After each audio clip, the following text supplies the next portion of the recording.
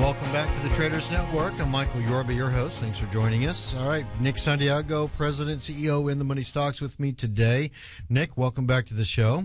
Great to be back, Michael. Thank you for having me. My pleasure. Okay, Deutsche Bank. You want to start off with that stock, huh? Yeah, I wanted to start off with Deutsche Bank, mix it up a little bit this week. I think the stock may have put a short-term top in. Looking at the charts here, just this week I was looking at the weekly chart, and I'm thinking that this stock probably is going to trade down to around the $46 level.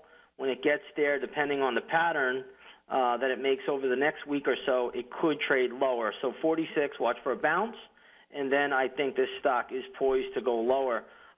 Just looking at the way this thing has traded, coming off of a pretty nice base, it hasn't really showed that much strength.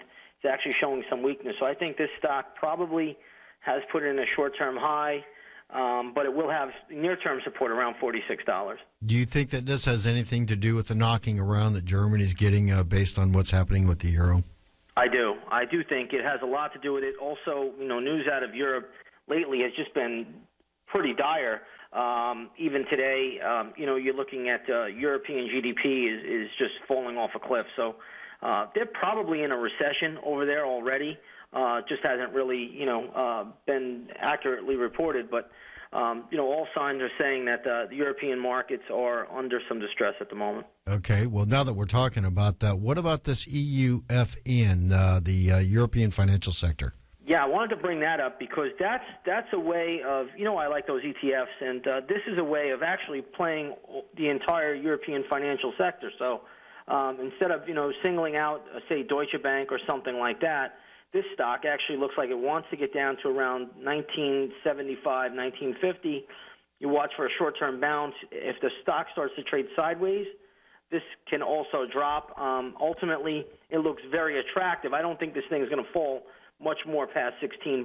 But, a $20, $21 equity, ultimately gets down to $16. That's a good trade. Yeah, just let everybody know it's at 2086 right now. Correct. Okay, got that. All right, well, let's move on. BTU, what's that one? Yeah, BTU is Peabody Energy, and the reason why I'm bringing this up is I've received a lot of emails this week from listeners from all over asking me, hey, do you think these coal stocks have bottomed? China is doing better. And I think right now you could just look at these coal stocks as a bounce.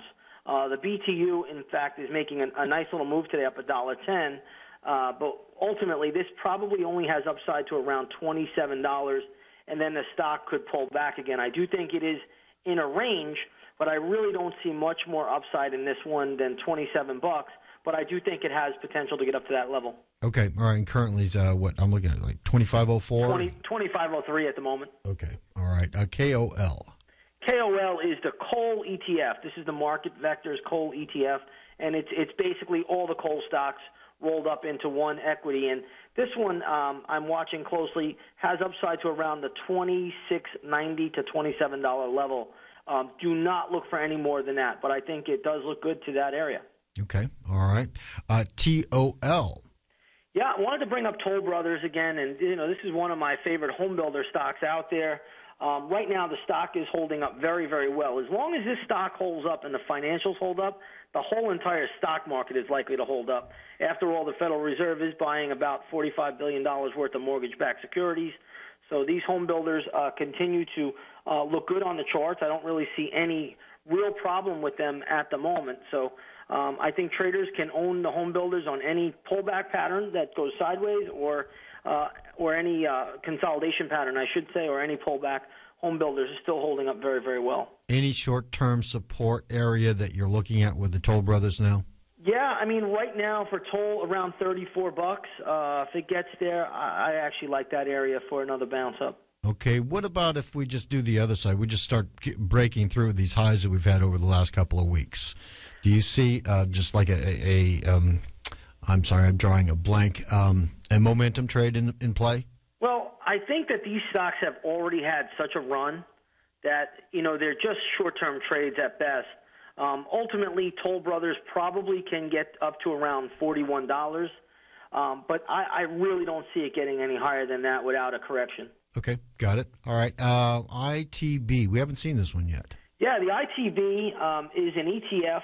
It's the iShares Dow Jones U.S. Home Construction ETF, it really is compiled of all the home builders right into one. I think D.R. Horton is the largest holding inside of the ITB, but this is a way of playing the entire sector.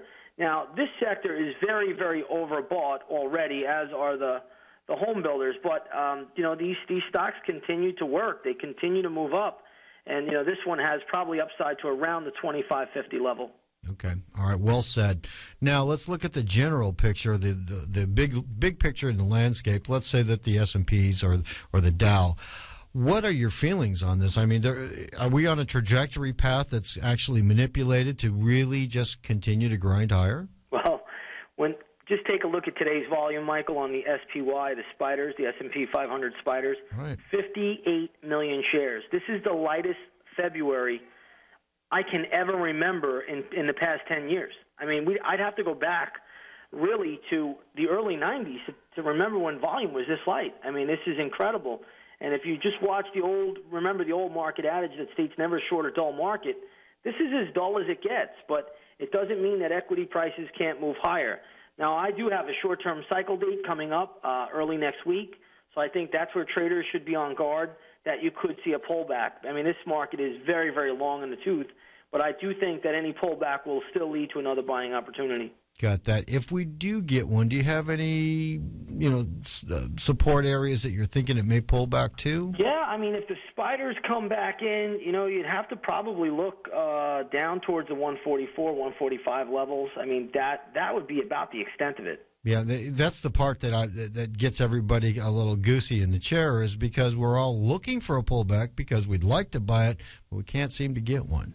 Well, what's going to happen is when it pulls back, most people won't get in anyway because then they're going to get fearful, and you'll just hear the media talk about how dire things are, and then ultimately, I think we're getting this inflationary rally. I won't be bullish on these markets, several months from now, but right now, I mean, you got to just take it for what it is, and it's just a lot of money printing that is just inflating everything. Look at gasoline prices. I mean, I started to talk about that on your show about a month ago, and look where they are today. $4, $4 gas back again. Yep.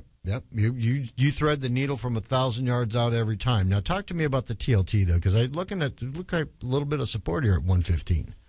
Yeah, well, last week when I was on your show, we evaluated the TLT. We said there was support around 115.50, and there's going to be actually more support around 113. And like I said, the TLT is not going to just roll over and play dead. This thing's going to get bounces, and right now it's holding this support level.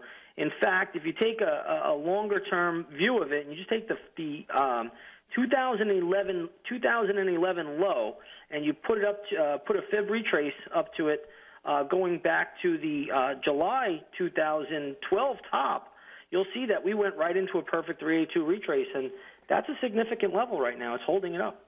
Okay. All right. The U.S. dollar has taken a 2-day rally, really pretty strong, but I'm wondering if it's a little out of gas right now. I'd like to get your opinion on that. It is. Right now, the dollar, when I was on your show, I said could move up to around 80.40 to 80.60. We actually went a little bit above there today, intraday, before pulling back. We went as high as $80.71 on the H contract. The dollar probably will stall out around here. Now, if the dollar can base, what I mean by that is trade sideways without any significant sell-off, then it is building pressure ultimately to trade higher, possibly into the 81 level. Okay. All right. We're about out of time. You have events coming up that we can participate with you in? I do. I have an event coming up Tuesday, February 19th. It is going to be a morning gap webinar, and I'm going to show you how I'm going to show traders exactly how I could find the morning gap plays. A lot of traders that are doing the morning gap plays are now finished with their day in the first hour of trading. So I'm going to show traders exactly how I do that every morning. Now, when you say morning gap, are you talking about equities or futures? What are you talking about? Well, it's primarily equities, stocks that gap up and down. We look for those big gaps. Like today, for instance, we had Zillow.